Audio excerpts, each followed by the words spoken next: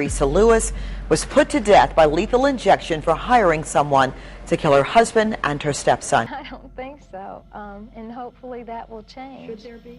There should be. She also admitted poisoning 3 other people, including her mother.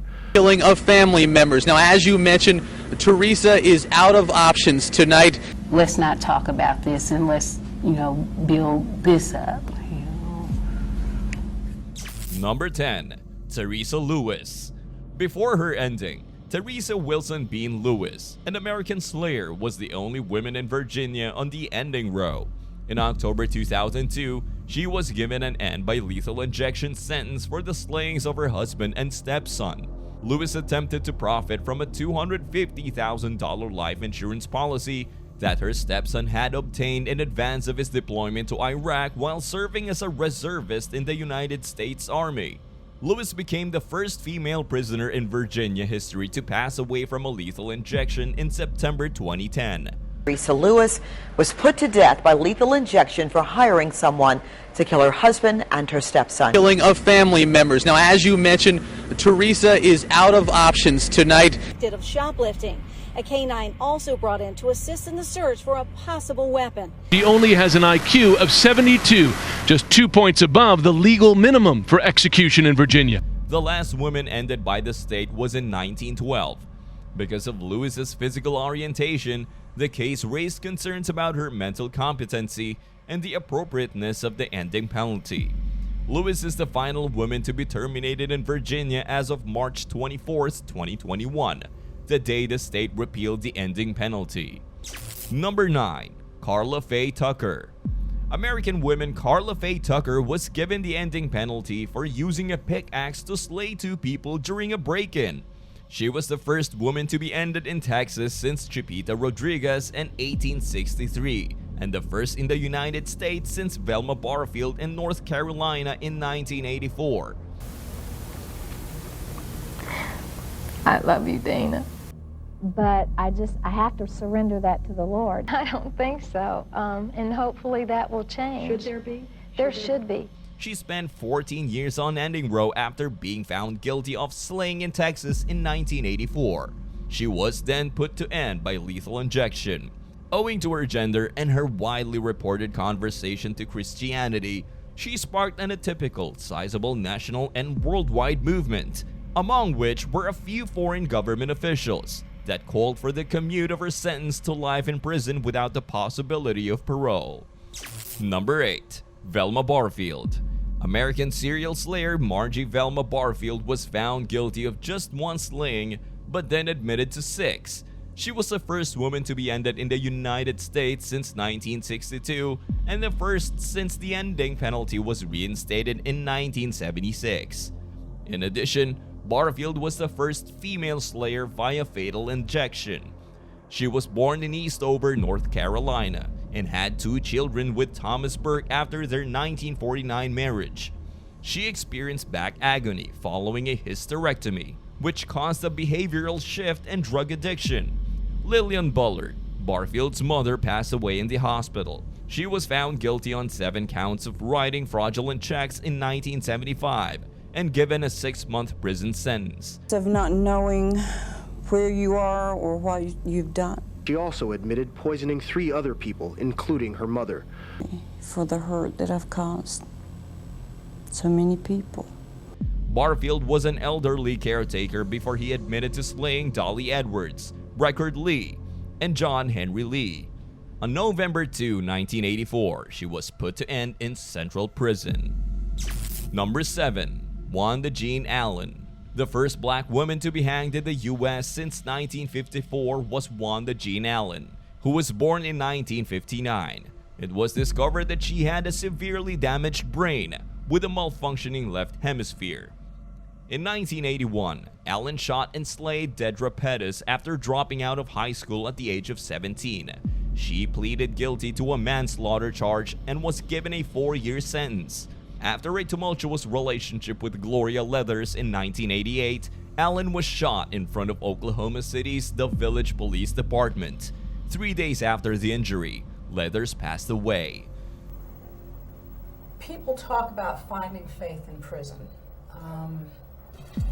Dear Lord, give Wanda Jean Allen the words to say, the words that you want her to. Do you believe that God can save you? Yes. He has the last say so in every situation.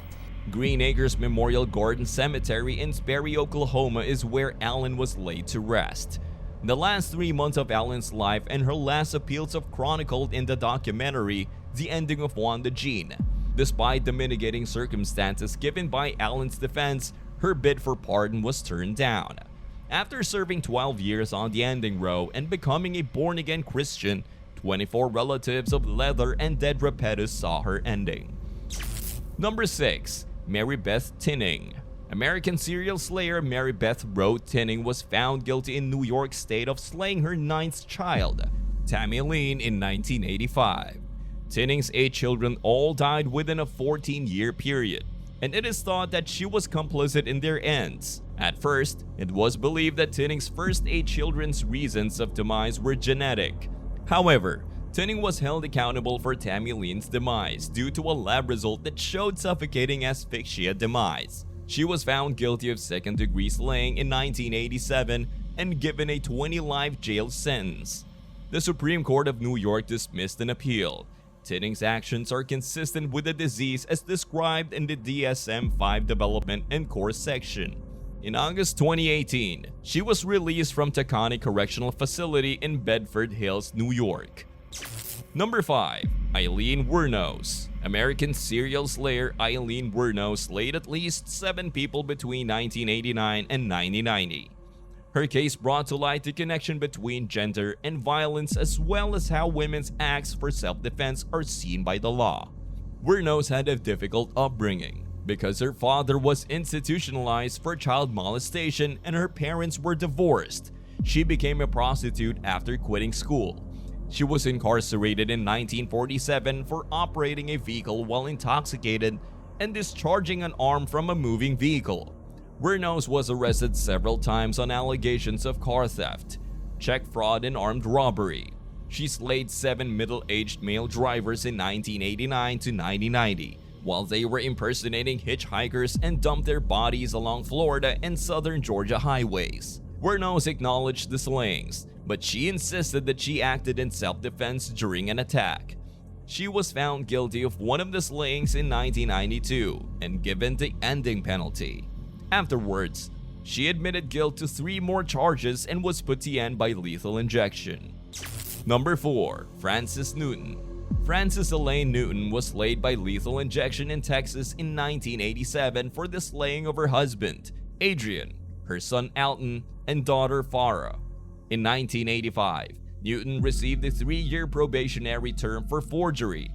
The Houston police provided proof that Newton's spouse was a drug dealer in debt to his source, supporting her assertion that the drug dealer slayed the 3 victims from the time of her first interrogation in 1987 until her ending in 2005. Newton insisted on her innocence. She had gotten life insurance for herself, her daughter, and her husband. She had also faked her husband's signature to keep him from finding out that money had been put aside for the payments. In 1988, Newton was found guilty of the slayings and given the ending penalty. There are so many things that I don't know and I don't have answers to.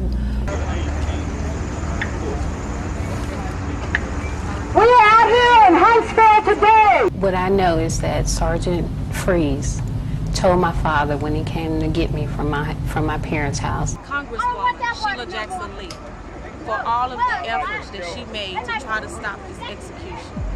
Let's not talk about this and let's, build this up.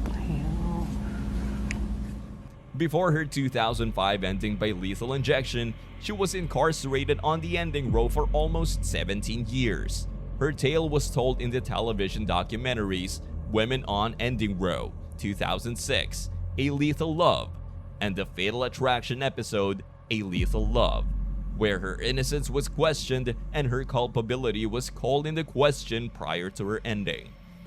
Number 3. Wendy Andriano. In 2000, Wendy Elizabeth Andriano, an American woman incarcerated in Arizona on an ending row, was found guilty of slaying her husband Joe, who was terminally sick. Following a string of incorrect diagnoses and anger at her newfound responsibilities, she was found guilty. During life insurance pre-screening procedures, she and her spouse asked a friend to pretend to be her spouse, but no policy was ever bought. On October 8, 2000, Wendy knifed her husband in the neck with a 13-inch knife and slayed him with a bar stool. Joe suffered 23 skull fractures and had sodium azide residue in his body. In November 2004, the jury found her guilty of first-degree slaying despite her passionate testimony. In 2007, she appealed her conviction, arguing that she had been unfairly prejudiced by evidence of her extramarital affairs and attempts to get life insurance. Number 2. Lisa Montgomery. The only female inmate on the federal ending row, Lisa Montgomery has been freed from the federal appeals court that had halted her scheduled ending. Montgomery was found guilty of suffocating a pregnant woman to end, dissecting her body, and robbing her of her child. In the Oklahoman woods, her stepfather Jack constructed a room for her, where he would sodomize and physically attack her. Judy Montgomery, Montgomery's mother, came into the room as the child was being attacked, took out a revolver, and put it to her daughter's head. Montgomery will be put to end by the Trump administration in 7 days, arguing that even a lifelong prison term would not be enough punishment. Montgomery would be among the first prisoners to be slayed by a lame duck president in over a century, and the first woman to be ended by the US government in about 70 years if her ending by lethal injection proceeds. Number 1. Dorothea Puente.